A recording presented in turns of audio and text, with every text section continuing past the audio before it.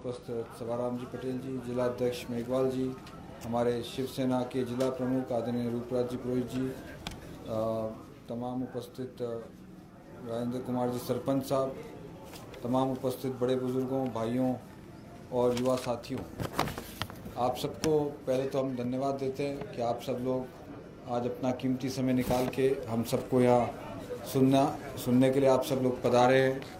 आपने हमारा स्वागत किया है मालाओं सोफा से, इसके लिए भी आप सबको बहुत बहुत धन्यवाद है। आप सब जानते हैं कि 20 साल में हमारा जालोर, सिरोही और सांचौर लगातार पिछड़ता गया। स्वर्गीय बूटा सिंह जी जब यहाँ से सांसद थे तब इस क्षेत्र में कोई रेलगाड़ी आई थी जिसको लोगों ने नाम दिया था बूटा रेल। उसके बाद जो सबसे बड़ी मांग चलती है, आपकी हो चाहे प्रवासियों की हो, वो नई रेलगाड़ी चलाने की बात होती है। 20 साल हो गए भाजपा के सांसद को। 20 साल में तो बड़े बुजुर्ग कहते हैं पूरी एक पीढ़ी बदल जाती है, और जालोर सिरोही में एक रेलगाड़ी नहीं आ पा रही। कोई बड़ी योजना हो, वो दिल्ली की सरकार की हो, भाजपा सांसद आए और आपके सामने बताएं कि वो लेके आए हो। कोई बड़ा विकास का काम कराया हो, वो नहीं कराया। और भाजपा की सरकार है दिल्ली में, यहाँ भाजपा का सांसद है। जब खुद की पार्टी की सरकार बैठी है दिल्ली में, तो क्यों नहीं कोई काम यहाँ पे करा सके वो। कई ग्राम पंचायत मुख्यालय में तो अभी रामा शामा करने भी नहीं गए हैं। चाहे आहोर की बात हो, चाहे रानीवाड़ा हो, चाहे सांचौर हो, चाहे पिंडवाड़ा हो और चाहे रेवदर हो, कितनी अधिकांश जगहों पे लोगों ने कहा कि साहब हमने भाजपा सांसद के दर्शन नहीं किए हमारी ग्राम पंचायत मुख्यालय। तो आप बताएं कि 20 साल कोई कम समय नहीं होता जो उनको मिला था, मगर उसके बावजूद भी कम से कम कोई ग्रेनाइट उद्योग है यहाँ पे, ग्रेनाइट का पत्थर निकलता है, इसी के लिए कोई नीति बनवा लेते, कोई सब्सिडी दिल्ली से भिजवा देते यहाँ पे इस क्षेत्र के लिए। कोई काम नहीं करा सके दिल्ली से।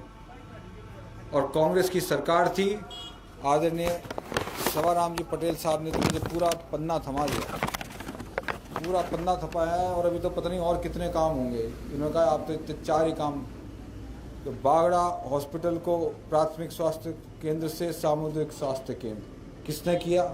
कांग्रेस में गहलोत साहब की पार्टी की सरकार में हुआ।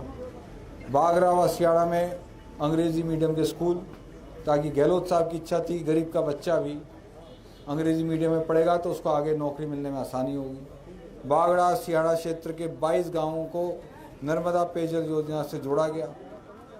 सिरोही सियाड़ा रेवतड़ा सड़क को डबल रोड बनवाया गया। ये तमाम तो काम हैं, चाहे स्कूल को खोले हैं अंग्रेजी मीडियम के, सामुदायिक स्वास्थ्य केंद्र, ये तमाम वो काम हैं जो आप सबके क्षेत्र में लंबे समय से मांग चल रही थी।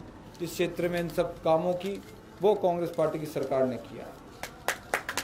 पहली बार इतिहास में, पहली बार लोकसभा क्षेत्र जालोर सिरोही सांचौर का कोई लोकसभा उम्मीदवार आप सबके सामने अपना घोषणा पत्र जारी किया है, वो मैं हूँ।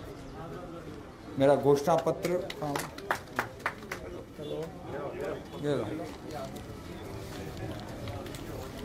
ठीक ठीक ठीक ठीक 2 दिन पहले, हेलो, 2 दिन पहले मैंने मेरा ये घोषणा पत्र आने वाले 5 साल मैं क्षेत्र के लिए क्या करना चाहता हूँ, पहली बार है इस क्षेत्र में जो किसी उम्मीदवार ने अपना संकल्प बताया है कि आने वाले 5 साल में क्या करना चाहता हूँ। युवाओं के लिए हर 6 महीने में मैं रोजगार मेला लगाऊंगा, ताकि क्षेत्र के युवाओं को, बाहर की कंपनियों को लाके यहाँ रोजगार मेला लगाऊंगा, ताकि क्षेत्र के युवाओं को मौका मिले अच्छी नौकरी मिलने का, और साल में 2 रोजगार मिले। सेंट्रल यूनिवर्सिटी की बात रखूंगा दिल्ली में। भाजपा सांसद की जिम्मेदारी होनी चाहिए थी कम से कम एक सेंट्रल यूनिवर्सिटी तो यहाँ लेके आते, वो काम नहीं हुआ। महिलाओं को प्रशिक्षण के लिए मैंने टारगेट रखा है कि आने वाले 5 साल में 50,000 महिलाओं को एनजीओ और CSR के माध्यम से यहाँ पे 5 साल में 50,000 महिलाओं को वो अपने घर में बैठ के अपना रोजगार चालू कर सकें, ऐसा प्रशिक्षण दूंगा। पशुपालकों के लिए, वो दूध के लिए बेचने वहाँ जाते हैं, नमस्कार, गुजरात में बनासकांठा, महसाना जाते हैं, उनके लिए हम फूड प्रोसेसिंग यूनिट्स जो किशनगढ़ रूपनगढ़ में है, ऐसी यूनिट्स खोलने का मेरा है। 20 विद्यार्थियों को मैं विदेश में पढ़ाई के लिए आगे भेजना चाहता हूँ हर साल।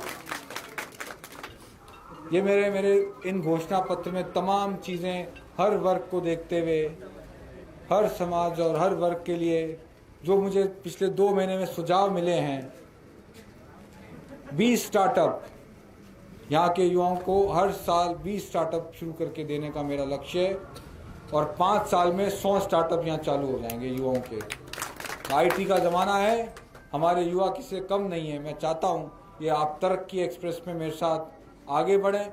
आने वाले 5 साल मैं क्या क्या क्षेत्र के लिए करना चाहता हूँ।